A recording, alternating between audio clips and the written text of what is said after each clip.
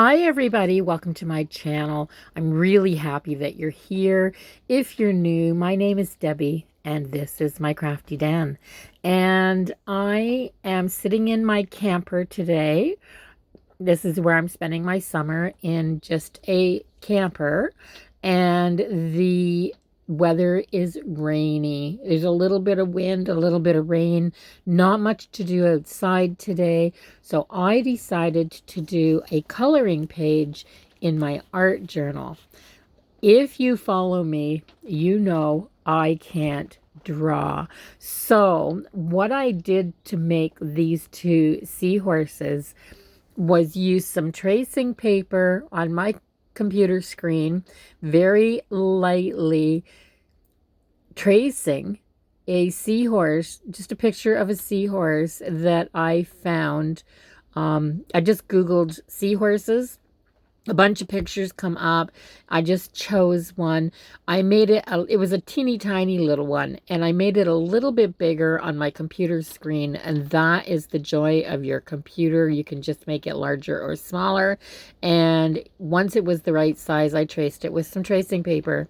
So easy peasy, guys. So I used my light board, the one that I have for diamond painting, and I put my journal page down on top of the picture on the light board, and I traced it for the right hand page.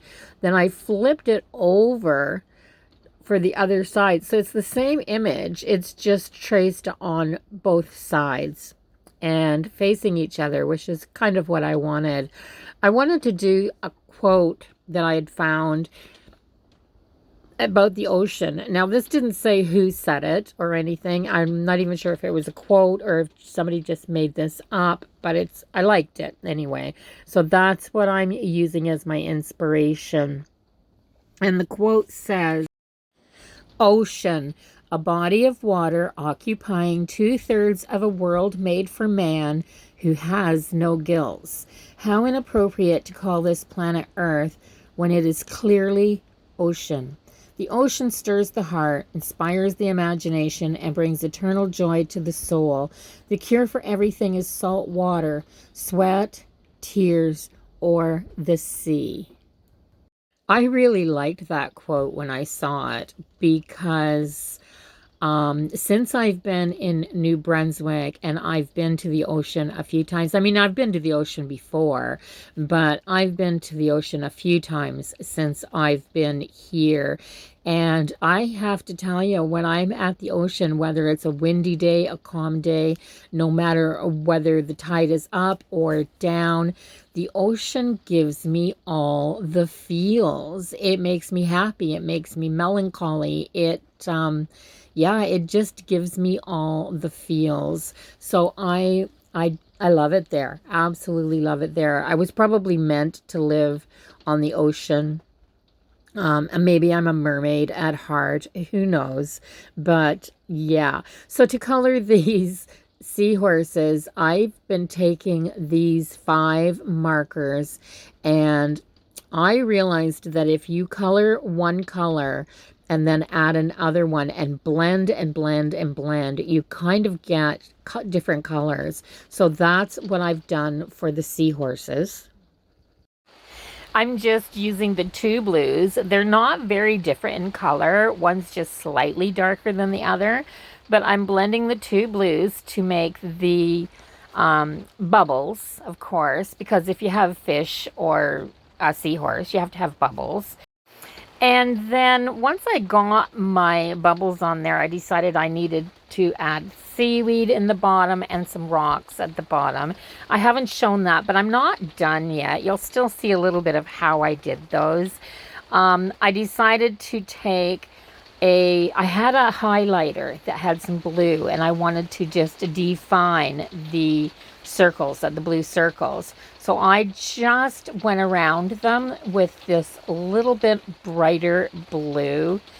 It didn't make much of a difference, but I liked it. So I need to go back and finish the bottom a bit. So this is how I did the rocks. They're all a little wee bit different because I have the markers These are the pastel markers that I got at Dollarama, and they are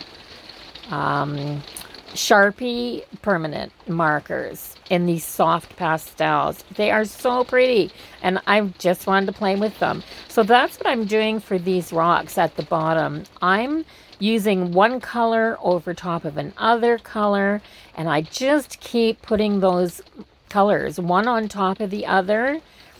I mean, when you add pink to the top of this rock, as you can see, it's actually darkening it a little bit.